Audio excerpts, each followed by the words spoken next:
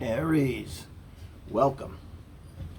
Aries Sun, Moon, Rising, and Venus, particularly for this reading, Rising Aries, okay? Could it be Sun Aries too? Because what I'm going to do today is also look at your astrology here. This is for light workers, healers, energy workers, empaths. A little weekend reads. I'm going to be 4 cards, but we're going to get to it. I can do a lot with 4 cards, I think. I do this before where it's a big read and I spread out all of the planets and signs by card. Here I'm using the Ethereal Visions Illuminated Tarot for the base cards that I lay out, and we'll do the reading with the Gilded Royale deck if you give a darn. But right now, Jupiter's still at 28 Pisces. Next reading I do for you guys, I don't think I'm going to do this regularly now, is going to have Jupiter, and it'll be there for a while. So we're looking at the Emperor, which represents Aries, and then we're looking at the Empress because Venus is now 2 degrees into Aries. So this is BFD for Aries, okay? So let me talk a little bit about that energy of Venus being in Aries. So, if you have a Venus in Aries, a lot of people think that, oh, well, Venus and Aries are all just players, and, we need to avoid that. That's prejudice, and it's 2022. It should be beyond all the prejudices of race and judging white guys because we think, like, whatever, they're Trumpers or something. And we definitely don't want that in astrology. We want to vibe a little higher than that, particularly as light workers. And I see a lot of that in astrology, as an astrologer. So all of the planets are equal. Nothing's good, nothing's bad. All the aspects are really not good or bad. They're harmonious and inharmonious, But when you do have Venus in Aries, she will choose a partner based upon whether or not that partner can give her something or him something.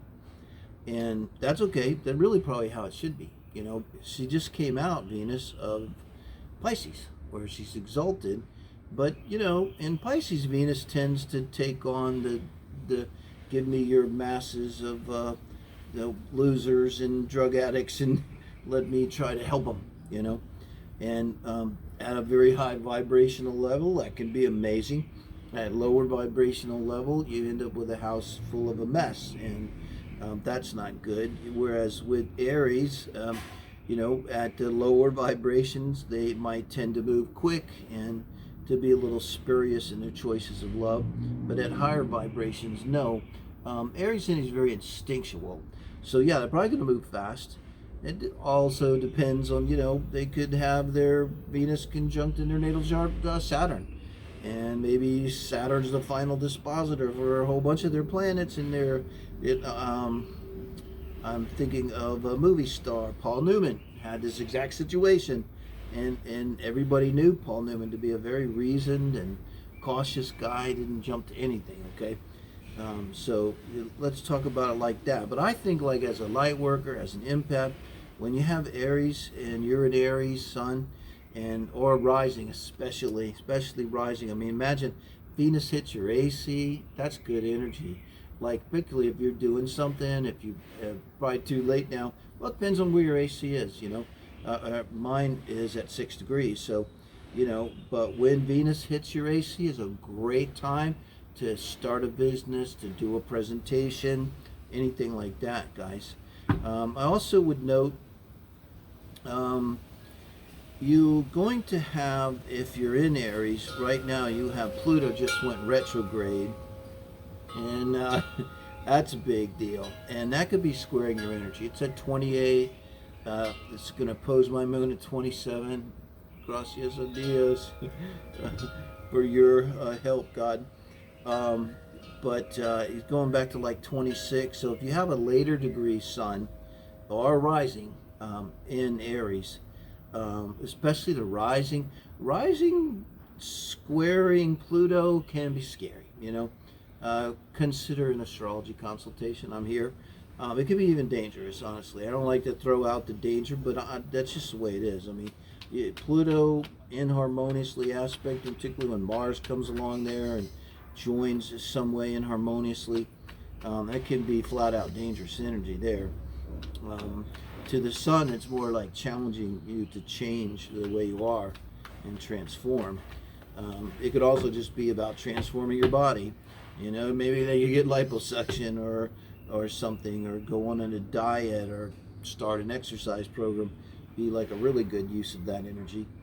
But I think like something too I want to say with Aries in terms of the astrology, you have Mercury at its pre-shadow. It went into pre-shadow in Taurus, but now it's in Gemini, and it's going to start the retrograde in the lower degrees of Gemini. I forget what, I think it's going to like 6 Gemini maybe, where it starts.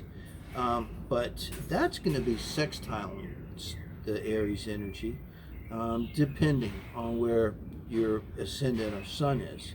But if it's within, say, 10 degrees of your ascendant or sun, and just kind of in general too, this could be the case. I think particularly for light workers, energy workers, hopefully you're a warrior of light and you're freaking bringing it, you know, because I think it's time for all of us to kind of get our heads out of the sand, all of the light workers and healers, and stop saying, well, I don't watch TV and I don't like negative vibrations.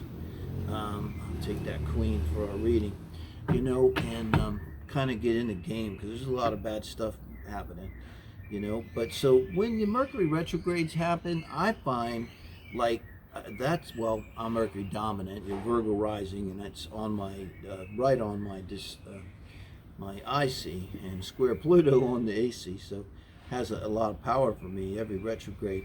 But you know, forget all the stuff about X's coming back and the electronics. You know, it's all about the mind. And I find like I get amazing insights every Mercury retrograde, and you gotta pay attention because they come quick. It could be a tarot reading, it could be something somebody says, something I see. I could be stepping off a curb and boom, get this amazing download, and I go and look at my chart and it's there, you know. In fact, you could kind of tell from your chart, if you know a little bit about astrology, look at exactly what's going on as it goes through that retrograde. What's exactly is it doing? Is it trining or sextiling or squaring or conjuncting something, and kind of get an idea of what you might get? But I think particularly for Aries with the sextile energy, it's a learning energy. It's like if you're making any effort now to learn and grow in any way, you really could get things popping off for you in terms of downloads during this time.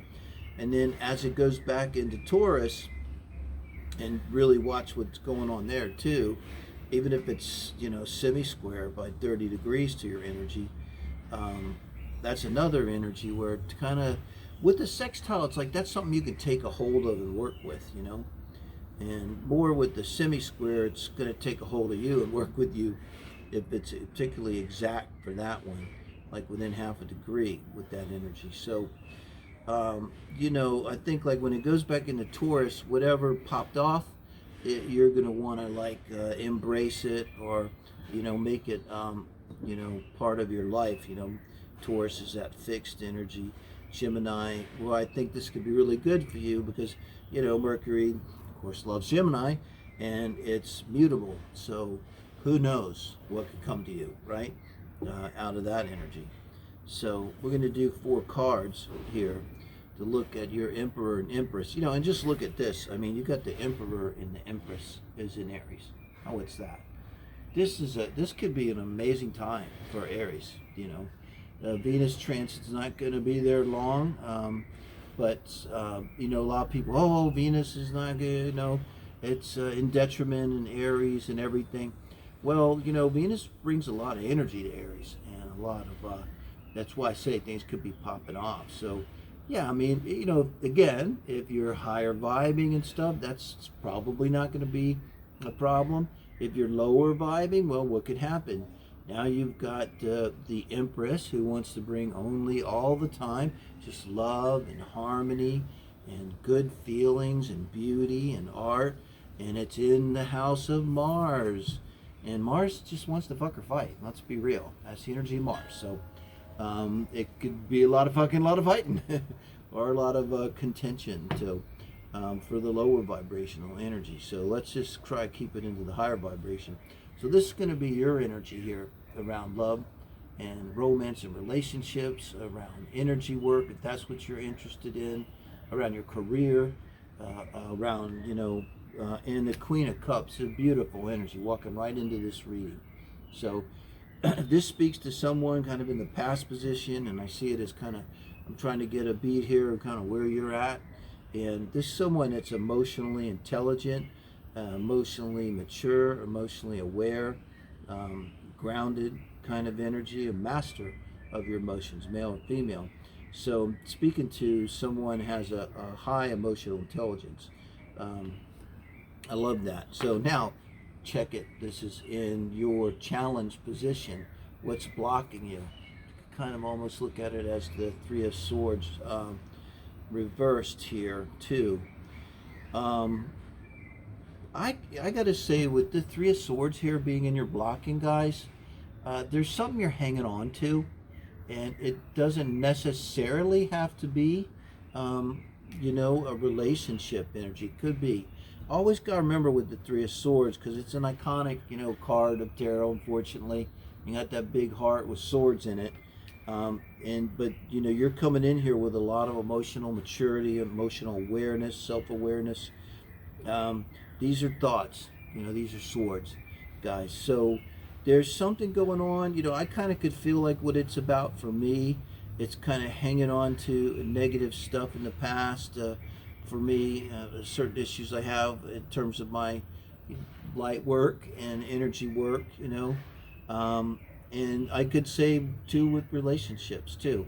For me with relationships, just to say kind of how this might play out, it's that energy of like, even if everything's fine and you are emotionally balanced and mature, and you're with like a emotionally balanced and mature person, which I am, this is kind of like the ghost of the past, ghost in the machine that kind of is still there, that little bug in your ear. It's like, yeah, but you know how it went before, and it always ended badly, and maybe that's going to happen again. So that's the challenge. Now let's see what the advice is. Seven of Swords coming after the Three of Swords. This is the advice. I kind of just talked about what this means. This is the energy 100% of in our minds. Sevens, I think, are often patterns. So mental patterns that are always running and telling us that in the future things are going to be like they were in the past, even if it's going well. I also think of this as the energy of the other shoe is going to drop, And I was early in my life in therapy, therapist kind of came to that. It's the other shoe is going to drop. This is a beautiful bottom of the deck. I don't know if you saw, I'm going to save that for last, but thank you, Spirit. What a beautiful bottom of the deck. What a great reassurance. So then we're going to have the outcome card. But with the Seven of Swords, probably we're going back to love, but it doesn't have to if it's in terms of your career. I got to think, like, as I've been doing readings, not to complain, but oftentimes, people come in and they're in this energy, like they're so set in this energy, and they're just going around and going around and going around, and you're trying to help them and trying to tell them that, tomorrow doesn't have to be like yesterday if you can, in your mind, thoughts, okay, communication with yourself, if you can let go of that stuff, it could be completely different. You might not have people lying, cheating, and stealing, and you might not have difficulties in your work, So for me, it's like, can be frustrating. So if I do a personal reading, it's like one of the things I got to do is let go of that and have every expectation for positive. The last one that was so positive, such a high functioning, was a guy. I had a guy yesterday. It was the first time I've had would some men please get a reading? I love it.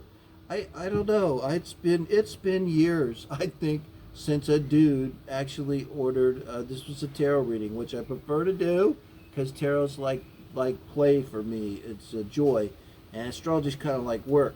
And I think it was amazing. I think we really did a lot of good work. I think he was really happy. But it was just so strange to work. Nothing against gays. I'm very gay friendly. But to get a heterosexual guy wanting a tarot reading, it's like, whoa. And he has such a great attitude. He really was open. He knew he was kind of bringing stuff, and he didn't want to, and so this is a lot of what this energy work is about, is kind of getting that spell off of us, getting that, thank you, Spirit, get rid of it, that negative energy. Yeah, you got the Empress on the bottom of the deck, guys. You got this. So Venus is very important for you. With the Empress on the bottom of the deck, if you don't know about astrology, consider booking a reading. It'd be the best $120 you ever spent. Or consult a friend that really knows astrology. Be careful with that. There's so many astrologers nowadays. Sometimes you get more trouble than you get help. But, something's going to be popping off for you with Venus, okay? And Venus is going to be transiting in all of Aries here, like in 3 weeks. So it's going to hit your sun. It's going to hit your rising somewhere. And wherever that pops off for you, wherever your rising is, wherever your sun is, when Aries hits that, and it might hit it during this retrograde even. And then kapow, download city. And if that happens, trust it. This is really juicy, good energy with the Empress coming up twice here, guys. I mean, come on, this is a separate deck. You got the Empress on the bottom of the deck as the overall reading. And the outcome is the King of Cups. Look at this. Jesus Christ, you can't make it up. So you've got the Queen of Cups coming in with your energy, and now the King of Cups goes out. Guys, I'm not kidding you, and you are going to master your emotions here. By the time that this transit in Aries is over, and you're going to go through this Mercury retrograde, I think that's going to have relevance. It's like if you're not already, and you have the Emperor and the Empress, okay, are together. Look at this. This is the Emperor, Aries, and the Empress, Venus, together. And then you have the King and Queen of Cups together. Wow. So, love to have you comment. I think we're dealing with some very high function in Aries. My girlfriend's in Aries. Certainly relevant for her. She's a Zen fucking master. I watch her and just the way she is, her being. So calm and deliberate and unflappable, I watched the difference. I went in there and cooked yesterday. This motherfucker, I get her done, But you watch her do it. It's like calm, listen to music all the time, and just flowing and calm. And that's gonna be you guys. So I love this reading. Forget the tower; it's not relevant. Nothing wrong with the tower though. But thank you guys. Do give me a like, do give me a thumbs up, share, do subscribe. Get close to 1,000. I think I'm like 24 away from 1,000. Then we can start doing this shit live. I think that's gonna rock it. I'd love to do it live, be able to interact with you guys. Well, I got my laptop here now, kind of trying to get used to doing readings with my laptop, and I'm looking at the transits and stuff before I do it, so I make sure I got everything in my head. To be able to tell you guys. So thank you. Love you.